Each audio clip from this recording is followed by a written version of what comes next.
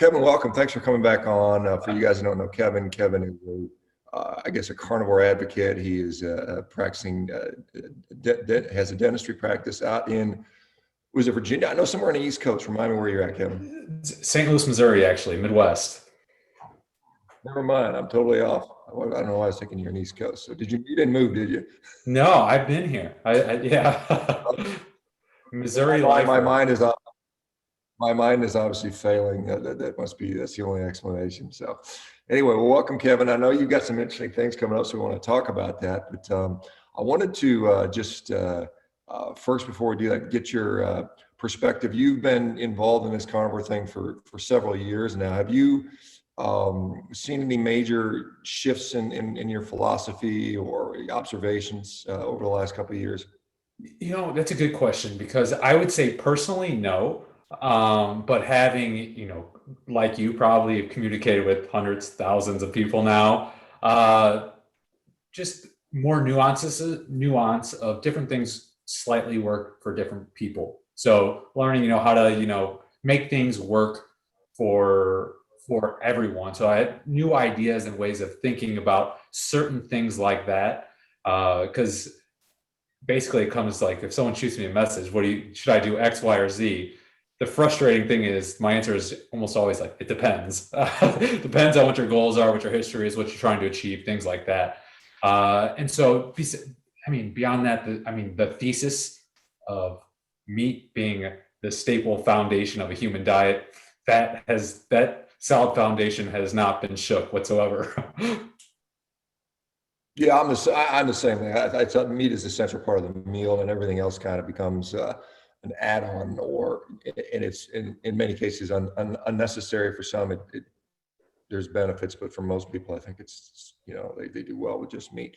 Have you changed your practice much? Are you pretty much still kind of the same thing you're doing a couple of years ago? Have you focused to do more of the lifestyle stuff, or where are you at right now? So I practice in kind of two unique areas of dentistry. One is dental sleep medicine, just focused on treating sleep disordered breathing. So everything from snoring to obstructive sleep apnea. That's a niche area of dentistry. And then the second area of dentistry is I do work with pediatrics. And so that portion, I really focus on trying the best that I can to do nutritional counseling with kids.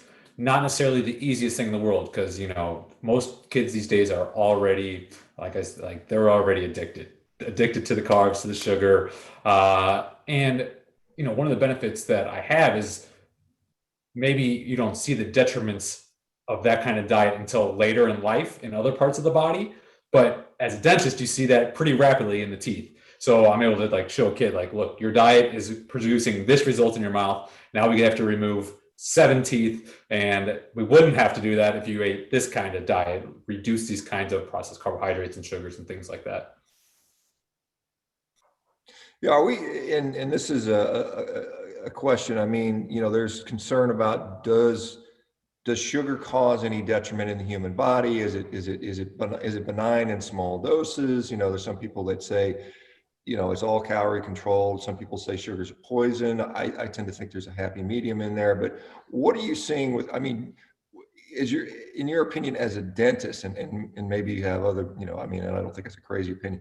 Do you find that sugar is detrimental to human dentition? Well, the short answer is indisputably yes. But what you said is there a happy medium? I think there is, but it's probably a lot smaller than most people realize. That happy medium is your teeth should, the enamel, strongest bone in your body, so to speak, is designed to be able to withstand a certain amount of acid attacks, which is basically what these sugars and carbohydrates do to the teeth. However, basically you can look at it from the outside in and the inside out. From the outside in, meaning the sugar you're eating, putting in your mouth, is causing pain from the outside in to the teeth. But also, if you have poor nutrition, vitamin D deficiencies, not getting the K2 you need, basically the immune system of the teeth from the inside out is impaired. So that can also predispose you to decay as well. So healthy diet should strengthen the tooth from the inside and be able to withstand some, adverse impact if you are eating some sugar in the diet. But most people are, kind of the worst on both sides. They're malnourished, teeth don't have the internal strength to withstand these, and they're giving it constant assaults via a diet that's high in carbohydrates and sugars. Yeah. Are there any exceptions to that? I mean, are there any sugars that are better than others? You know, some people will point to, honey, or, they'll say that high fructose corn syrup is worse than natural sugar, and, fruit juice, or, I mean, how do you distinguish that, or can you? I've seen this, these dialogues. Uh, I mean, if we want to look at like what's the evidence based say, I'd say very inconclusive to say, oh, this sugar's better. I mean, because if it's breaking down to glucose and fructose, they are what they are. But some things that maybe are less easily fermentable in the mouth, potentially less damaging to the teeth. Maybe not, probably just as damaging downstream. But there's arguments that could be made.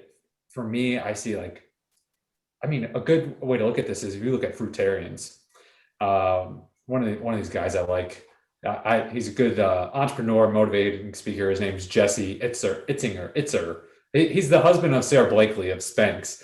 Anyways, he's advocating like lots of fruit in his diet, whatever. And I'm like, Jesse, I love you, but look at your teeth. I mean, they're rotting out of your head. Like that's got to be like, yeah. It's easy to look in the mirror and like something's not right. Like your teeth shouldn't be, rotting out of your head like that if you're eating a healthy diet. And I mean, he's mostly eating no processed carbs, like just tons of fruit. So like a fruitarian diet, like not a good idea in my opinion, especially for the oral health. Kevin, we see like the skin, a lot of people see, like we see an animal whose skin this looks horrible. It's like you think that animal's pretty sick, and the teeth are kind of similar in a way that you said, healthy teeth often is kind of the canary in the coal line for what else is underneath the surface. Are there any relationships between different dental disorders and different, underlying systemic problems? Can you talk about those? Yeah, and it's been like kind of an emerging area of dentistry for it seems like years, if not decades now, because there are so many correlations. And I'm cautious to say correlation, not causations, because like if we look at something like periodontal disease, which is basically, for anyone that's not familiar with that, basically you have inflammation in the gums and it's causing it to erode at the bone underneath the teeth. And so your teeth will get loose. If you go to the dentist and they're measuring those pockets and they say like 4, 5, 6, those are not numbers you want. You want like 2s and 3s. So they're measuring the amount of bone loss that you might have. And so periodontal disease is strongly correlated with things like Alzheimer's disease, type 2 diabetes. And it's like, well, correlated. I'm not going to say it's causation because a lot of times it's the same thing that's causing the type 2 diabetes that's causing the inflammation in the mouth and such, as well as the things like dementia, which is often, people call it type 3 diabetes because it comes down to this hypoglucose metabolism. Like basically the body's not able to metabolize glucose like it can, probably from a lifelong onslaught of, tons of glucose in the diet. So yeah, it is strongly linked. Like I tell, the kids that I'm seeing, I'm like, look, this mouth is basically a mirror into the rest of your body. If your teeth are looking like this, and we've got to take teeth out, when you're 10 years from now, you don't want someone taking your arm out, like Dr. Baker, that these diabetics, like you don't want to lose a leg, and when you phrase it like that, we've kind of normalized, oh, you got to get a tooth taken out. It's not a normal thing to need, but we have not yet normalized having to get a leg removed, and I think that's a good thing because we shouldn't normalize, having to, amputate legs because of, diabetes and such. Yeah, I mean, it is interesting, gallbladder removal, appendix removal. Some people would argue about the fact that we remove uteruses and ovaries, and we take out teeth pretty routinely. But yeah, if you start cutting off fingers, toes, noses, eyes, ears, You get their attention. it's a different thing. But really, I mean, I think we should stay with all the parts we have. I mean, they're there for a reason. And Yeah. as you said, I've cut off a lot of legs. I mean, I cut off a lot of legs and feet and toes and fingers and other things over the years, and it never was.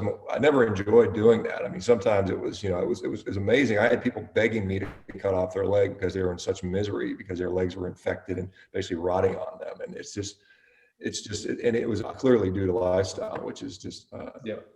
just dramatic or tragic. There's a couple of questions coming in, Kevin. I hope you don't mind. I'm going to ask Yeah. these. Yeah. Shoot. dental side question. Somebody's asking about cod liver oil for supplementing for various vitamins, and then also thoughts on fluoride, and does it have an impact with iodine and so on and so forth? Yeah, sure. So first, I wanted to mention with I think the stories that you have of having to cut off people's legs and arms are important stories to tell, because that is what gets people attention. Right now, if I tell someone I to go take some teeth out on some kids because they eat a poor diet, that doesn't startle anyone. But if you had to take off someone's leg because of diabetes and lifestyle intervention, that can get people's attention. And I just bring that up because I remember it was like when I was 12 years old, I was at the dentist and the hygienist was like, "You have gingivitis." And I had no idea what gingivitis was. And basically, it just scared the hell out of me. I'm like, oh, that does not sound good. And ever since that appointment, I've flossed daily since then. And so sometimes a little healthy fear is a good thing. And then regarding questions, as far as like supplemental cod liver oils, fish oils, I don't recommend those personally, not for oral hygiene, not for general health. If you are eating like you advocate a heavy meat-based diet. For people, I do get a lot of questions for people that are worried about things like EPA, DHA, am I getting enough? And I think like if that's something you're worried about, you could, what I recommend people is like, you can get some salmon roe. I've done it. You can order it from like Vital Choice, put it in the freezer and have a small spoonful every, few days. Not going to cause any harm. And if anything, put your mind at ease. It's probably beneficial, but do you need to do that? I don't think so. As far as dental health or general health. And one of the reasons is those kinds of oils are easily, if you don't know the source, where it's coming from, it's easily, that stuff is rancid, bad, probably causing more harm than good. If you're able to get a super good source, the guy, sure, they could probably be just fine, but it's not something I do. And then fluoride, that's quite the controversial topic. I've actually been talking about this recently a good amount. So one thing, I'll just start by saying I have a Berkey filter. I filter the fluoride out of my water. So that's kind of my stance on it. I don't want to be drinking it. Does it help prevent decay? Topically, yes, I do think it helps strengthens teeth and helps prevent decay. I have this kind of unique opportunity where in my dental career, I work for this company called Smile America Partners. And in Missouri, I basically travel throughout Missouri, a lot of rural towns, and I basically see like Medicaid, lower socioeconomic kids where don't have access to dentist or, basically just there's no Medicaid dentist. So anyways, I travel around, and Missouri has lots of towns that have fluoridated water and lots of towns that don't have fluoridated water. And my personal experience is when I'm in the towns without fluoridated water, the rates of caries is much higher. So I do think it helps prevent caries. Now, that does not go to say I think that's necessarily a good thing, because now we're talking about cost benefit ratios. And with any kind of medical intervention, as healthcare providers, you're trained to tell a patient or whatnot, this is the potential benefits of a treatment. These are the potential cons of a benefit. Now with fluoride, we know the potential benefits. Maybe it's going to help prevent decay. That's great. What doesn't get talked about very much is what are the potential detriments of, systemically drinking fluoride that you normally wouldn't have on an ongoing basis throughout your life, which, it has been linked with neurological consequences and things like that. And so I think we started fluoridating water. I think it was like in like the 1940s, like 1946, I think like in Michigan or something like that. So it's been a 75-year experiment. And, I guess we're getting to the point where it's almost can be considered a long-term experiment for some of us that we didn't necessarily agree to participate in. And, I look at the evidence and it's not super conclusive. I do think, there's enough evidence to be weary. And that is why I do filter out the fluoride, because for me, there's no necessary reason to have more fluoride in my water if you're eating a proper diet and you're taking like decent care, like oral health wise, like no reason for it. However, most people eat a poor diet, especially kids, unfortunately, and it can help prevent decay. So what's the cost benefit? It's, I feel like things like that people should be able to decide on an individual basis. Like, oh, I want to fluoride my teeth, but it's one of those things that, a lot of times it seems like governments have stepped in and made that decision for us, which I think is unfortunate. But yeah, it's kind of the spiel on fluoride. Potential pros, yeah, it can help prevent decay. But the cons, I do think there are potential cons as well. There is a question about sugar-free gum. Yay, nay. What are your thoughts on sugar-free gum? I guess it depends on the sweetener, but I don't know what your thoughts in general Yeah, are. it depends on the sweeteners. Things like xylitol, which actually is not only won't cause decay, but it's actually been shown to like help prevent decay. It's one of those things where the answer is usually it depends, because for some people, little amounts of sugar uh, triggers poor eating patterns. So, for example, like if someone was an alcoholic and they're like, I'm going to stop drinking, and they have some kind of drink that tastes like a beer, tastes like alcohol, it could lead to them falling off the wagon and start drinking again. And so, certain kind of thing can happen for other people. And so that's one of the things like where people ask me about honey a lot as well. And I'm like, well, if you eat a little bit of honey, like a half a tablespoon a day, is it going to cause any like serious problem? Probably not. However, it will if it starts bringing back your sweet tooth and then you fall off the wagon, you go right back to where you were. So with regards to sugar-free gum, I think that's the first thing I think about because it's going to have an artificial sweetener of some kind, whether it's like xylitol, which is a sugar alcohol. Uh, so better than sugar gum, I would say. I would be cautious if it's going to lead to you know, lead you back into bad behaviors that you were able to break. And then regarding like, there's questions about, look, should your jaw be chewing that much throughout the day?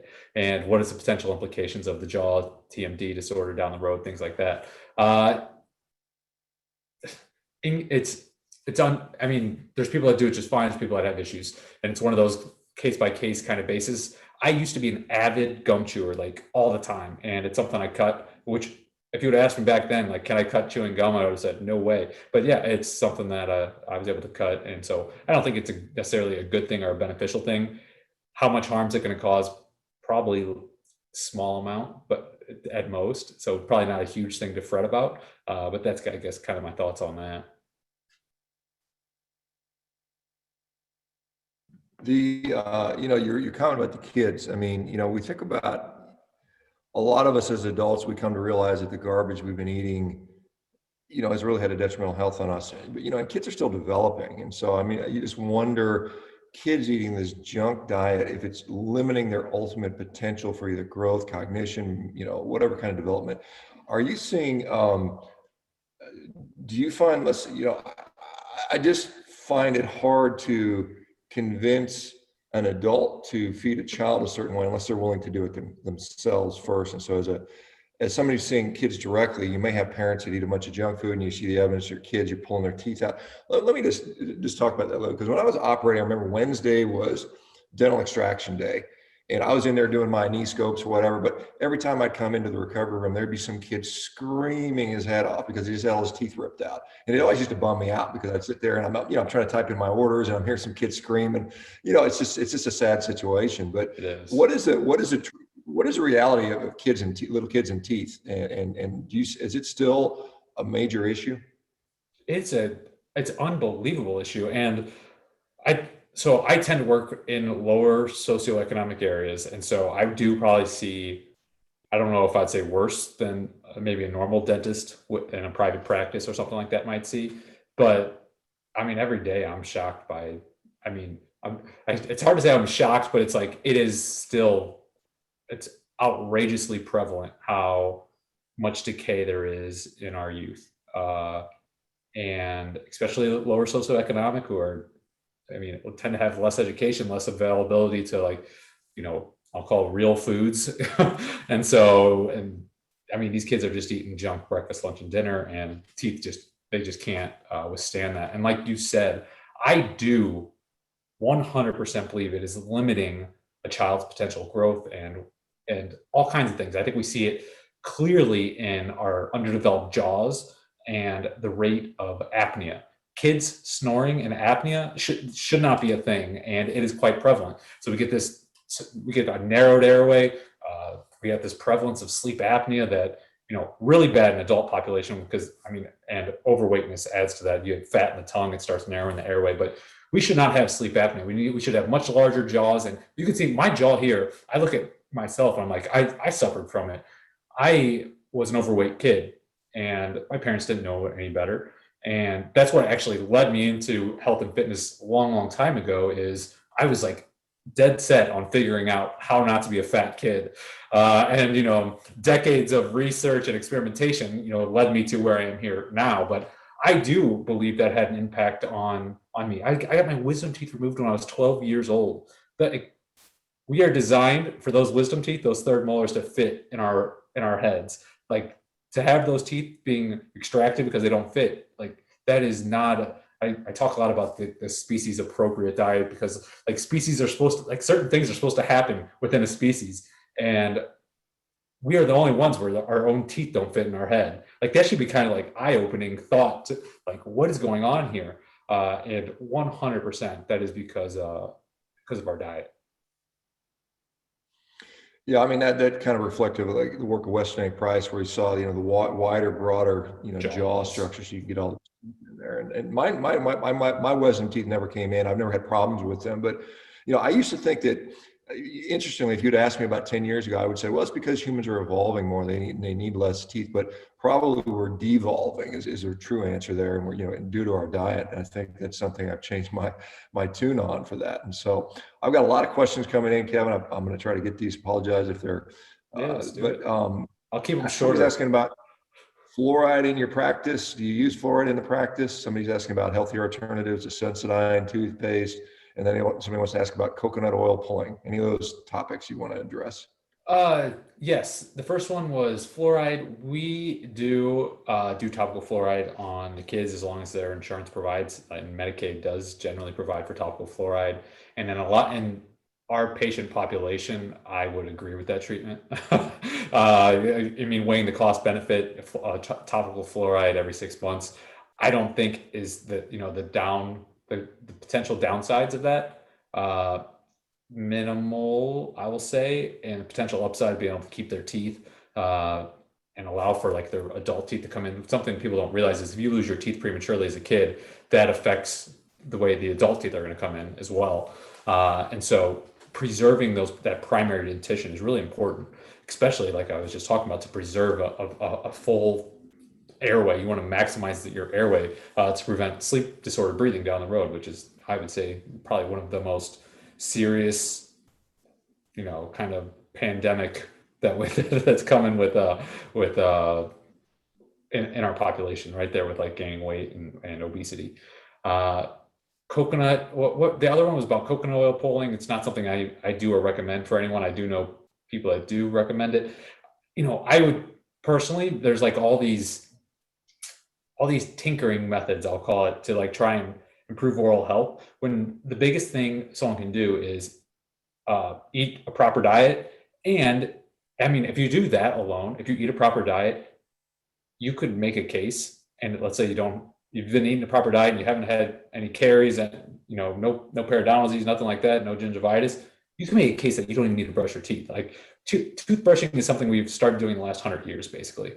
I mean, on full scale. It goes back a little bit further than that. But you can make an argument, like Weston A. Price is a good example. He traveled all over the world studying these people, indigenous populations' teeth. They were not brushing their teeth, and he'd be like, oh, they're great oral health. So you can make that argument that you don't even, like, if you're doing lifestyle things properly, do you even need to brush your teeth? Now, I do recommend most people brush their teeth because most people's diet are not 100% on point, and cleaning off teeth in the morning and the evening, flossing once a day, you can think of it as like just an extra step to ensure good oral health, things like that. It's kind of like if you eat a perfect diet, I still recommend working out, just because I think it's a good thing for the body. That's how I think about oral hygiene. Like, do the lifestyle stuff right, do the basics of oral hygiene. You don't have to worry about this these coconut oil pulls and things like that. Yeah, I mean, I literally don't even think about my teeth anymore. And I used to have, stuff that Dennis was talking about, gum recession and doing surgeries, and that's gone. I mean, that's been gone for years now. And I still brush my teeth, but I don't really, I don't have any issues with the teeth. Somebody was asking about calcium. Do we need to consume extra calcium? Somebody's asking about milk consumption. What are your thoughts on how that impacts dental health? Well, I think you get enough calcium with, a meat-based diet, and you can easily make an argument. People that worry about getting enough calcium, you can easily make an argument. You start supplementing with calcium, trying to get extra calcium. That can be more detrimental than beneficial. I mean, you start getting these calcium plaques. You don't want those in your arteries.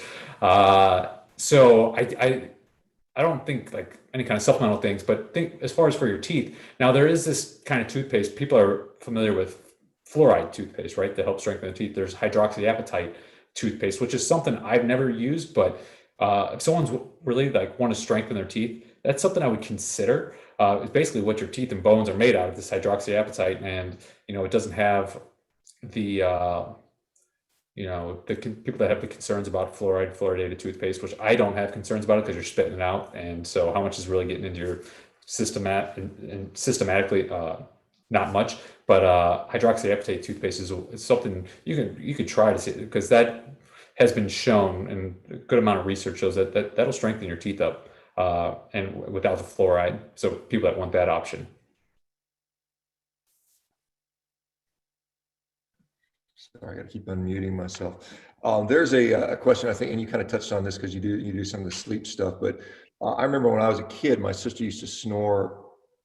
As a I don't remember how old she was, 10-year-old or something like that. She ended up having tonsils adenoids removed, and I assume that's still fairly common surgery. But do you find that there may be jaw structural issues due to this micronathia that we might be relative micronathia we're having due to the poor diet more than the adenoids and tonsils? And what are your thoughts on that whole kid snoring? Because you mentioned that. I 100% think that's what it is. It's everything from the jaw to how that impacts all the space in the back of the mouth. So, I mean, the way to think about it is like if your throat is a tube, the mouth's getting smaller and smaller. We're encroaching on that tube, everything from the tongue to the soft palate, because the jaw is underdeveloped, and even basically the face and basically the nasal floor, if you want to think of it that way, everything is underdeveloped there. And there's things that dentists, orthodontists can do that really make a positive impact by opening up the palate. They can move the teeth in a way to basically move everything forward, open up the airway. And so there's orthodontist and Dr. Stephen Lynn. He's a kind of an ancestral health guy. He does a lot of that as well, with a lot of success. Now, I'm not in the orthodontic space. I basically am just treating adult sleep apnea. But when it comes to children, there's a lot of preventive stuff to help combat what we've caused with poor diets, to basically open up that airway. Yeah, I guess that's interesting. I've got I think there's a pretty interesting thought. Well, I hear a lot about mineralization, demineralization of teeth. I mean, we sometimes see that. I mean, I've seen people commenting that coming from plant-based diets that their teeth actually lose mineralization. What's going on there? And is it true you can remineralize your teeth by changing diet? Yeah, so that's actually going on all the time. Like remineralization and mineralization is going on all the time, and you want to make sure that the demin is not going faster than the remin.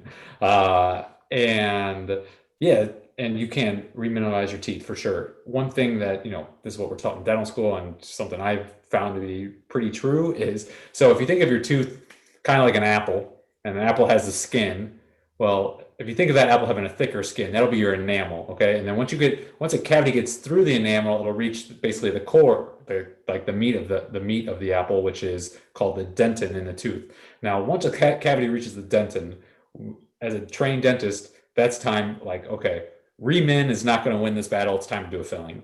And for the most part, I abide by those guidelines. I try to be conservative as possible, give a tooth a chance to remin. But once it gets to the meat of the apple, so to speak, that's a softer layer of the tooth, and decay proceeds much quicker from there. And what you don't want to happen is you have the pulp of the tooth in the very middle, which would be the core of the apple, and that's where the nerve is, and the blood supply and things like that. And if the decay reaches that, well, then you're going to get you basically need a root canal, and it's going to kill the tooth and whatnot. So you want to prevent that at all costs.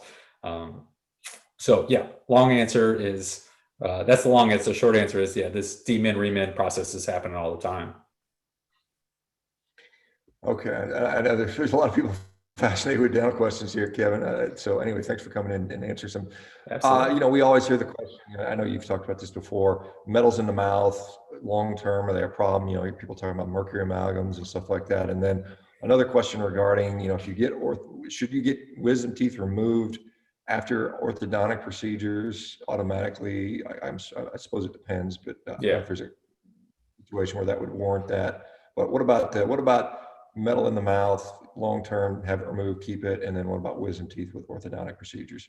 Yep. So metal in the mouth, basically, if you got a cavity, let's say, and it needs to be filled, you have a couple options. One is kind of the old method, I'll call it. I actually have one amalgam in my tooth back from my days as a kid when I did not eat a good diet, and I still have that amalgam in there. So that'll kind of tell you where my stance is on that.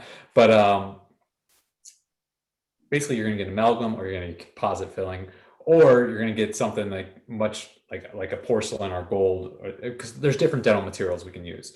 Generally speaking, if you have a cavity, you're going to get an amalgam or a composite. Now, composite comes with its own risk, and so that's the thing people don't realize. That, like, okay, these mercury fillings are bad. I agree. I don't want mercury in my body. Okay, that can cause a problem. But if you have one mercury filling and it's done properly, it should not be leaching that mercury in any substantial amount to cause issue. Now, if you have a mouthful of mercury fillings, amalgam fillings, they're not done right, they're leaking, that can be problematic. So it's kind of like a case-by-case basis. But if you are going to replace them with composite fillings, that comes with potential consequences as well. And that has not been, I mean, those are newer than the amalgam. There's been a lot more research done on amalgam fillings than there has been on composite fillings. So it's just something to keep in mind. But you probably need to do something, right? So if you have a filling, you got to choose something or the other. So I don't think I'm cautious of amalgam fillings, but I am not so far on the one side where it says if you have amalgam filling, you get that taken out tomorrow, get it replaced with a composite filling. I think that is probably a little bit aggressive. I mean, you can get mercury, too much mercury from eating the wrong kind of seafood, for example. So there's other causes of mercury poisoning that people need to keep an eye out on for. That is probably as important to watch, if not more, important to watch. And then there was another question. I can't remember what it was. It was mercury. Oh, and the wisdom teeth. About wisdom teeth. Yeah, that's gonna be a case by case basis. If you're doing orthodontics, a lot of times, some of the times, it makes sense that they're making room so those teeth could actually come in. Some of the times, the orthodontist needs to take those out because they are going to cause what they're trying to fix. Straighten your teeth it's gonna make that worse. It's gonna lead to them the possibility of them making them crooked.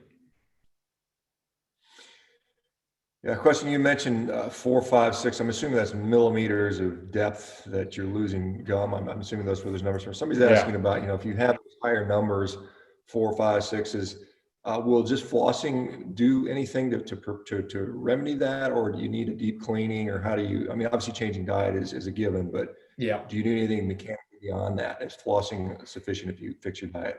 So diet is the first thing I'll talk about, but yeah, assuming that's on point, then you're 99% past most of the people that have this periodontal issue. It's hard to clean 6 millimeters below your gums, and so while flossing helps, and I would 100% try and floss and keep basically the roots of your teeth as clean as possible. Generally, someone that's getting 6 millimeter measurements are going to be recommended to do cleanings every 3 months or so. And usually it's like the recall schedule. I put myself on like a 1 to 2 year. I've been basically on a 2 year recall schedule. And so once you get things in order, you can extend that. But I think it makes sense if you are measuring those big pockets. Let the professionals go in there, clean that out, make sure to keep the inflammation down. And I think a proper diet and just keeping those pockets as clean as possible, will go a long way to keeping those teeth. What percentage of, I mean, I know you said, do you work with how many adults and how many older people? It seems like most old people don't have all their teeth anymore. And I mean, my assumption is our teeth are meant to outlast us. And, I assume I could be 100 years old and have all my teeth. Is that something that we see happening, or are there anybody that's keeping their teeth these days? The rate of edentalism is shockingly high. And sorry, that basically, edentulous means you don't have any teeth. And so the amount of people with dentures is very, very high, shockingly high. And it's not the majority though. So most of us do keep at least some of our teeth, which is the good news. But a lot of people are missing teeth, and we're making advances in things like implants, and so you can replace teeth with those, and implant-supported dentures and things to make living without your full dentition not as bad. I don't recommend going down that route. You can ask anyone that has like a lower denture, a full lower denture. A top denture, because of the suction and things like that, can be manageable. But I've never met someone that has a lower denture that likes it. That's not a place you want to get. And so usually with a lower denture, you're going to put implants in, you support that thing, or it's just going to basically be floating around in your mouth.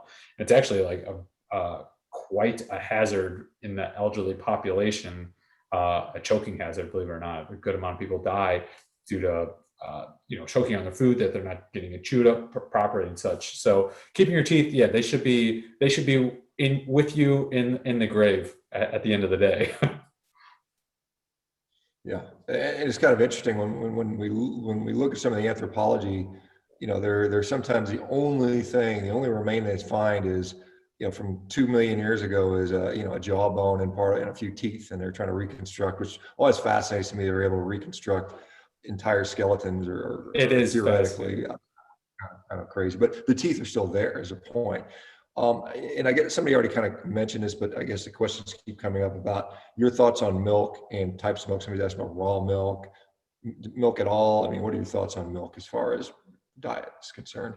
Lots of thoughts on dairy, and so many thoughts. I mean, it's such a contentious, I'll say contentious, but there's a lot to dairy. Actually, I did write a fairly long article, so I wants to go in depth on it on the website. You could probably just Google dairy and the carnivore diet, and it might pop up.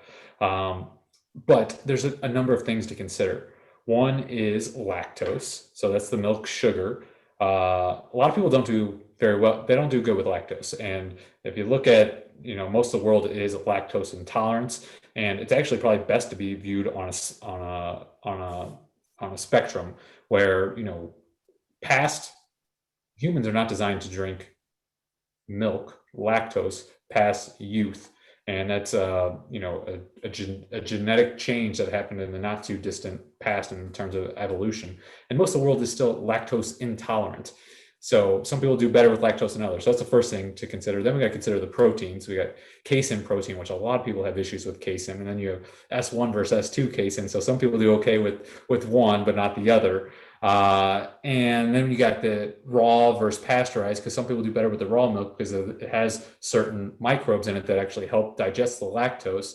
And then you have fermented dairy, which can be okay for some. And so we have this a broad spectrum of dairy. What tends to be okay for a lot of people is the milk fat. Okay, so if you just eat the milk, if you're just eating milk fat, things like butter, ghee, heavy whipping cream, these things don't have the lactose or the milk proteins, which cause most of the problems. And most people seem to do okay with a little amounts of those. It's easy to overdo those though, and so people with body composition goals, that's one thing I recommend is just keep an eye, because it's easy to, fill up your coffee with a bunch of heavy whipping cream, and you're down in a whole lot of calories, probably more than you might want to be taking in if you're trying to lose some body fat. And it can also have those addictive properties, things like cheeses and things like that. So some things to keep an eye out. But long story short, dairy is kind of a complicated subject. The short of it is most people just limit it. Most people do better without it. Some people do okay with it. So it's one of those things to experiment with. Yeah, that's the same observation I've pretty much seen, including with myself. And Kevin, thanks for being here. I got so many dental questions, and I just can't answer them because that's not my background. But I love to hear it, because I'm always hesitant to talk about it, because I'm like, teeth that's boring, right? People want to hear about the other juicy stuff, but everybody's got questions today. So two questions one is about grinding teeth, and the other thing is about apnea. Have you seen diet, particularly maybe a carnivore diet, impact either of those, either negatively or positively? Okay, so at one of the things that's actually kind of like new in the dental realm, and I say new probably in the last 10, 20 years, but this association with grinding and apnea is extremely strong. One of the things people do with that grinding at night, it's a sympathetic response to try and open up the airway.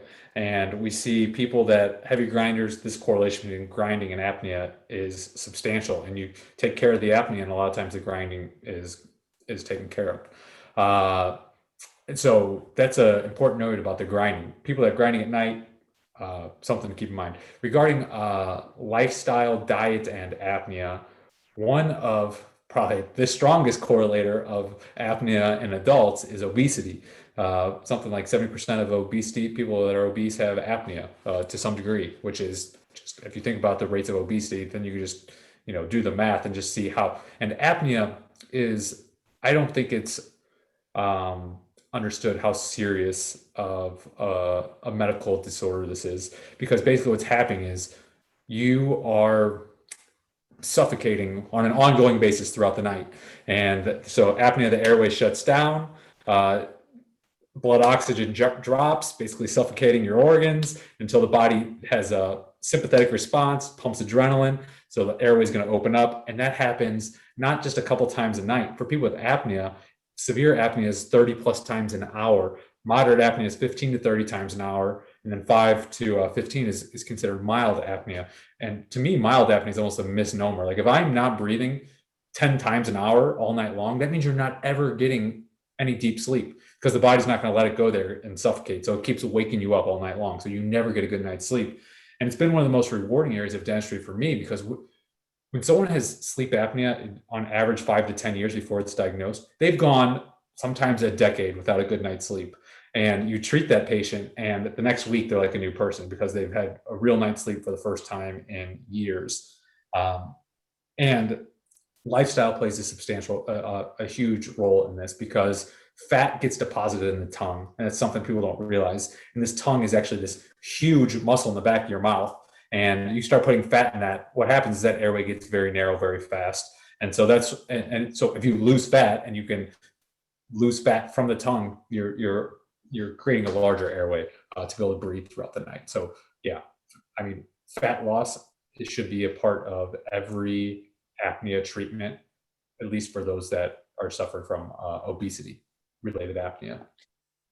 Yeah, it's interesting. We don't talk about fatty tongue, but it's interesting that it exists. Tongue has a lot of smooth muscle in it too. It's just kind of an interesting kind of organ, I suppose. Some more questions. There's a lot of people asking a lot of questions. So, one is just again about wisdom teeth.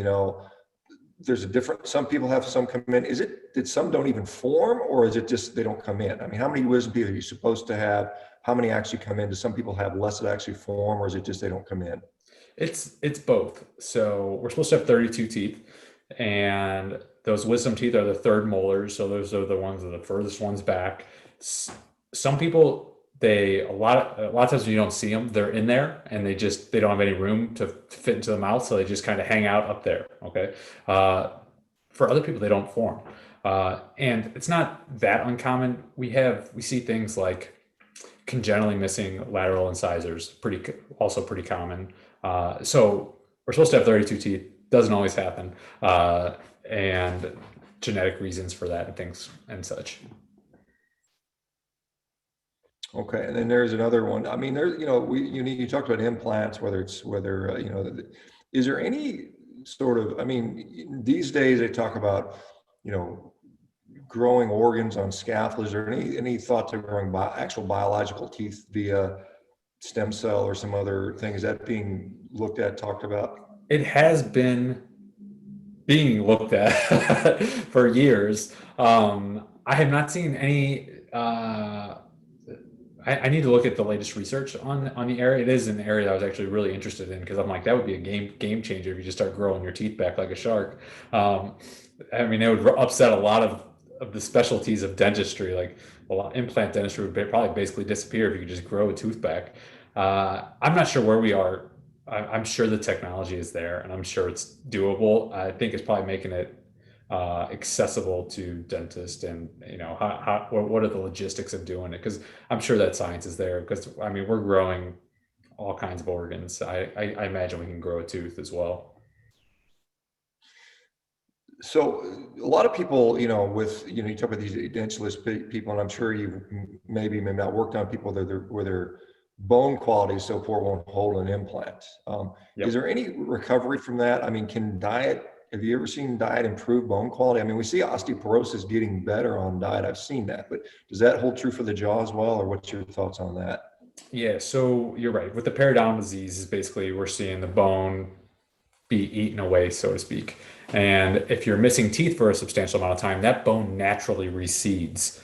And it's not easy to get that bone back. And so I guess we had the research on can lifestyle help bring that bone back. I don't think there's anything in the research, but what I've personally seen and heard from lots of people that have had periodontal disease. So, for example, they're measuring sixes or eights, and then an appointment later they're measuring a couple millimeters, better. Now, could it be measurement error? Of course it can, but I do think there is some ability to salvage that bone and maybe even improve that bone. Best thing is not to lose the bone in the first place, but if not, then at least stopping it where it's at, or maybe even improving a little bit. There are bone grafts that dentists do with variable amounts of success. If you want to improve that success, I would say the diet goes a long way to helping the most highest probability of success with a bone graft. So you could do something like an implant, because yes, that titanium, that implant has to screw into something. It has to screw into bone. If that bone's not there, they can't just pop it into your sinus. That's a no-go.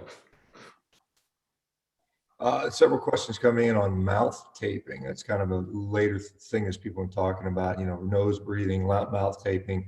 What are your thoughts on that? So I think what is correct. I think James Nestor, who wrote this book Breath, which is on my to read list, but I've heard the basically the thesis. Nasal breathing is super important. It is what we should be doing, especially when we sleep. And I'm all for mask taping. It's going to help someone nasal breathe, but I often think it is, pun not intended, but masking usually a deeper problem. Because the question that needs to be asked is, why are you not nasal breathing in the first place? Why do you need to tape your mouth shut in order to facilitate it? And a lot of times it is because of restricted airway. And I would really make sure someone does not have a restricted airway first before taping your mouth shut, which could potentially even make apnea, sleep disordered breathing worse. And so don't mask the problem, but you do want to be nasal breathing. And if you're not, I would try and get to the root of the problem, because almost usually the root of the problem is in the airway. It's a restricted airway. Some of the times it's like you might be seeing the NT to clean up something in the nasal passages, but more often than not, it is an airway problem. But I do know people that have success with mouth taping. So I'm not going to just knock it, say don't do it. But I would approach that cautiously. I've just seen enough airway issues to know, like, and sleep, and enough research to know how important sleep is. We talk about these lifestyle things, like right next to eating the proper meat-based human diet, right next to that is getting good sleep. And once you have those two things, like, life gets good. But those two things I would put a high priority on. Yeah, sorry, I just lost the questions coming in. Somebody's asking about dental whitening, pros, cons, and then also, are there any negatives to dental implants? As far as the dental implants, never going to be as good as a real tooth. That's why I tell people, like, nothing's going to beat your natural tooth. It can be a good second proxy tooth, but it's not going to have it's not going to be like the same kind of proprioception that your natural tooth has, where, like, when you're chewing, you can feel things like it's like a normal natural tooth. So it can work. I also have seen the horror stories with implants, where they just have gone very wrong. My aunt's one of them, who's recently had a dental implant, and then sure enough, I mean, she has lots of health issues, diabetes, the obesity, the whole thing, but she lost all her teeth on one side of her jaw, because of basically an infection that went bad with an implant. So, I mean, moral of the story is kind of, what we're talking about. don't have obesity, don't have diabetes, and you have much higher probability of success with an implant. But if you do have some underlying problems, there's complications that can be right around the corner with implants. But it can be a great treatment option for people that are missing teeth that want to regain that function. Tooth whitening. There's pros and cons. The pros are your teeth are white. The cons are it can make your teeth sensitive, potentially can weaken them a little bit. Some of the chemicals that are sometimes used can disrupt the oral microbiome, which we start talking about the oral microbiome. It's kind of similar to the gut microbiome, where very important, but there's so much we don't know about that. So we know it's important. We know, like, I don't recommend people using like alcohol mouthwashes, because look, your mouth is not designed to be a sterile place, just like your gut. Just like I don't recommend people just throwing antibiotics down their gut willy-nilly, because I think of these bacteria as like symbiotic with us. And so they're not bad guys, so you don't want to just sterilize them. There can be bad actors in that, and you want to that imbalance is important. But some of these oral remedies can disrupt this oral microbiome, which can have potential negative impacts. And I'm purposely very vague there because there's just a lot to learn in that area.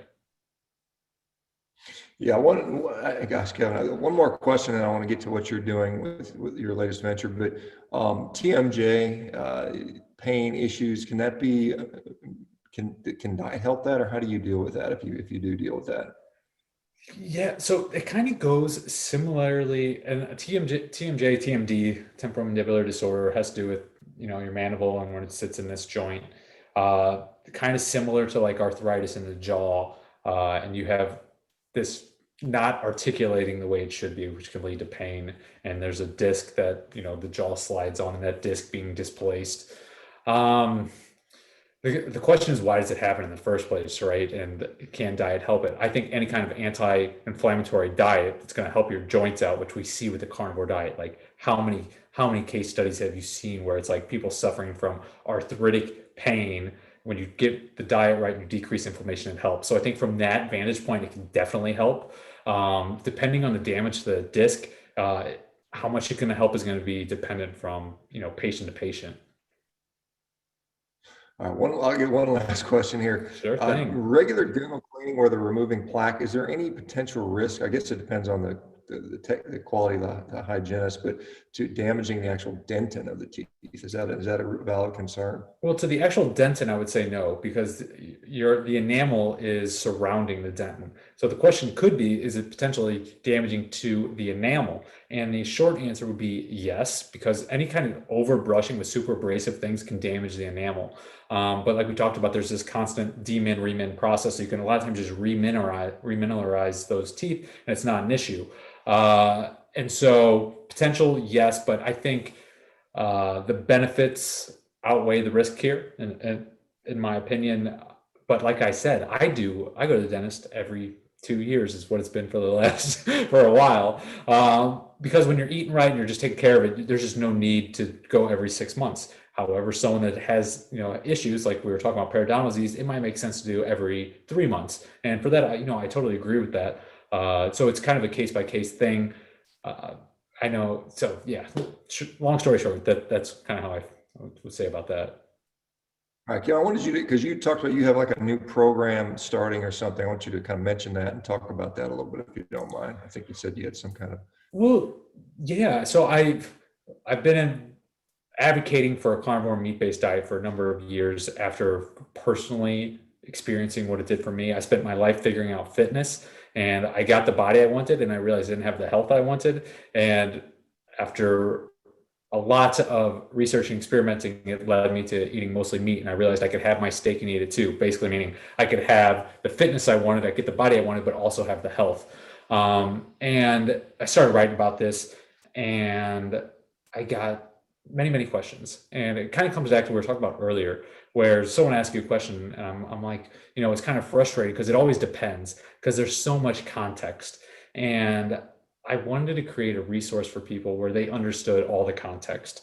And so a lot of times, whether someone's heard about the carnivore diet and they haven't started because they're afraid, they don't know, you're afraid what you don't know, right?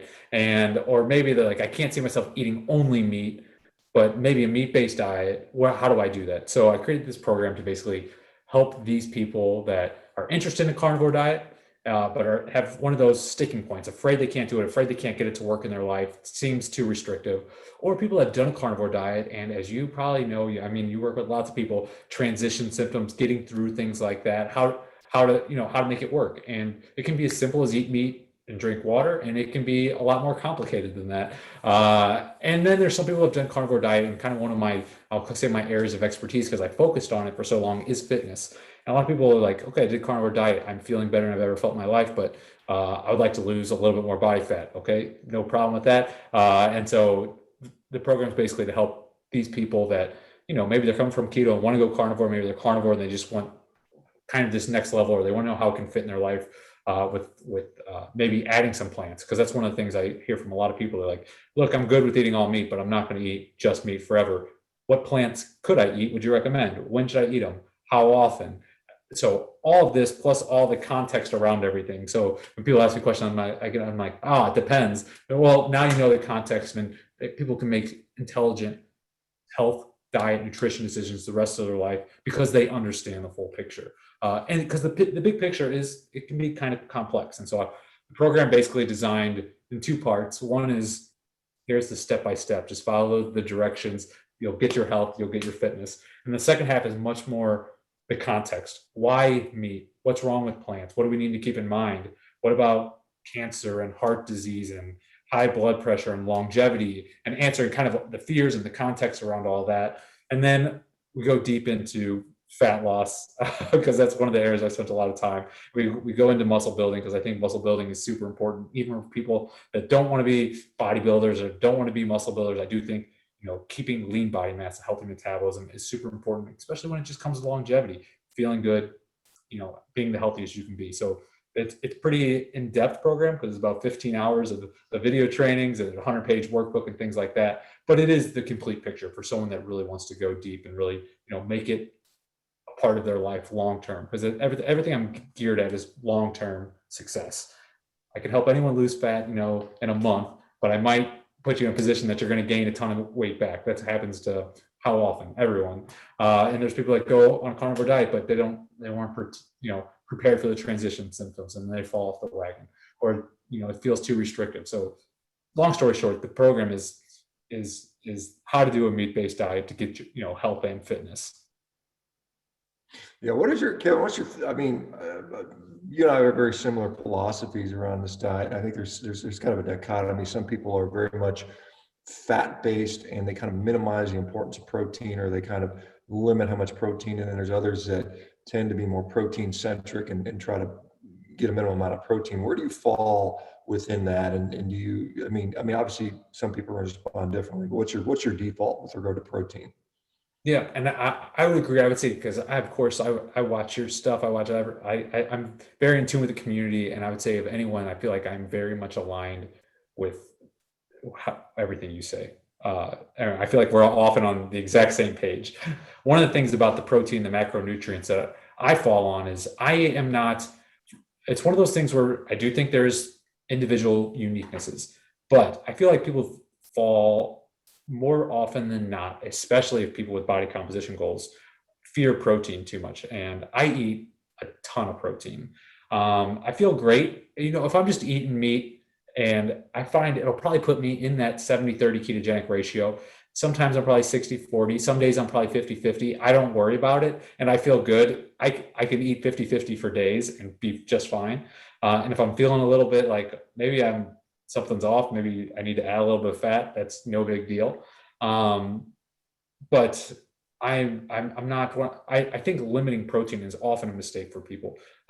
Sometimes it's a short-term thing for people. I think the people that do it for health reasons, like blood sugar, because protein is going to spike their blood sugar or something like that. I'm always thinking about the muscle, because if you're restricting protein, and especially restricting protein and overall calories, and you're going to lose weight and you're going to lose muscle, for diabetics, and to increase insulin sensitivity, the missing variable in most people's equation is you need to put on some lean body mass. And when you start restricting protein, you make that much more difficult. And so, yeah, it's one of those things I feel like people shouldn't. They worry a lot about macros. And it's one of those things where if you want to get like extreme body composition, it's something we look at. Okay. But for general health, not something I think is worth worrying about too much, unless there's an issue. So if someone's eating only chicken breast, I'm gonna be like, okay, I don't think that's where you want to go. But some days, if you're 80-20, some days 70-30, some days 60-40, I think that those numbers can work for most people. And some people might find more success being in deep ketosis, but in general, ketosis isn't most people's goal. It might be if you're treating it for like a medical condition, which I'm sure you guys talk about a lot. But for most people, ketosis is kind of a proxy measure for fat loss, but it's really not telling you how much fat you're losing. And so I try and get people to not worry so much about ketones, not worry so much about macros, very much focus on getting healthy first, and then get healthy, build lean body mass. And then after that, if we need to tinker to accelerate fat loss or something, we can do that. But if you have that solid foundation, we can guarantee success. Without that solid foundation, we're kind of like, we're just like walking in the dark, blindfolded. Yeah, Kevin, I've got a couple people reminding me I forgot to ask a question about parents. And so if you talk to kids, you talk to parents about, hey, let's change your diet. Maybe you're recommending less junk food, maybe more meat centric. Are you having any success? Are the parents complaining about the kids chewing meat? Or, I mean, are there any issues with you're running into? What kind of difficulties, and how are you overcoming that with particular parents? So with the company I work for, Smile America Partners, we often will set up in a location, and sometimes there are no parents. So they're coming from schools, they're coming from juvenile detention centers where there's no parents. And so actually the interaction I have with parents is pretty minimal. And so I'm, probably unsuccessfully trying to get through straight to the kid. And what kind of success is that kid having with, follow through to the parents? So, I do the best I can. I realize it's not perfect. Even if the parents were there, it, like you said, if the parents aren't willing to do it themselves, what's the odds that a 10-year-old's going to do it? Tell their parents to cook a mistake. Like, let's get serious. Like, and it really needs to come from parents down, not kids up. My point of view, it's like, I'm gonna do the best I can to educate the kid. They don't want to lose their teeth. So as long as they know that the sugar and the carbs are leading to the decay and the problems, and that's why we're having to do this not pleasant procedure. And eating lots of meat is the healthy food, which is like, that's the crazy thing. For a lot of people, a lot of times they know, like, okay, sugar is not good, but the meat is the healthy food. You need to have that in. I tell them all their meals. I'm like, you need animal food in all your meals. With that knowledge, I hope to, rub off on them a little bit. But yeah, it's really, the question's right. It really needs to start from parents, and they need to, help their kids. All right, Kevin, thank you. Remind us where to find you, where to find your new program, social media, all that stuff real quick. And then people asking, can you come back? So hopefully we can get you back on down the road if that's okay as well. Hey, I'm really happy you guys like to talk about teeth and oral health, because it's something that I've obviously been a dentist and been interested in, but I just thought that was kind of boring. I've always talked to, more about health, fitness in a general sense. So I'll talk more about the teeth. So I run the site meat.health. And I also have a personal website, kevinstock.io. And my social media handle is kevinstock12 at most of the places. So, I'm in all the normal places. The one thing I do, I write a weekly newsletter. And if you're not big on social media, that's basically, I try and put my best stuff in the newsletter, so you won't miss anything out if you're in the newsletter. All right. Thanks, Kevin. Appreciate it. And I'll Thanks for remember having St. me Louis on. next. Yeah, it's my pleasure. Yeah, great. All right, guys, we'll see everybody tomorrow. Thanks for the questions. It's been a great interview, and we'll see a lot of you guys tomorrow. Take care. Been All fun. right. Thanks. See you guys. Bye-bye.